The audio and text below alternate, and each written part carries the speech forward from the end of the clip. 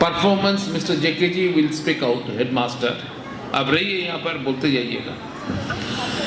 तो इंफ्रास्ट्रक्चर बनाएं, बढ़िया इंफ्रास्ट्रक्चर बनाएं, कोई भेदभाव नहीं है भर्ती के लिए, no donation, no capitation fee, reasonable tuition fees, सब इंफ्रास्ट्रक्चर है।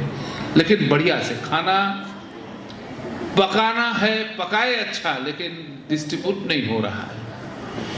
लेकिन बच्चे अच्छा रिजल्ट कर रहे हैं, लेकिन बाकी चीज़ों में बहुत अच्छा करना चाहिए। অন্য জায়গা তো আরও ভালো এমন করা যাবে, we can be second to none, at least in state of West Bengal। मैं देश की बात नहीं कर रहा हूँ, इसीलिए नहीं कर रहा हूँ, देश बहुत आगे बढ़ चुका है, मैं पैन इंडियन आदमी हूँ।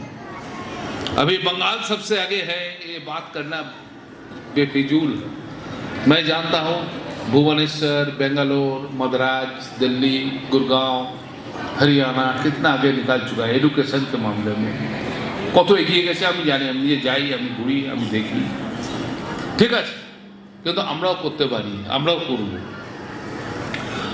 এই বছরে আমাদের এখানে নতুন অনেক কিছু ইন্ট্রোডিউস হবে।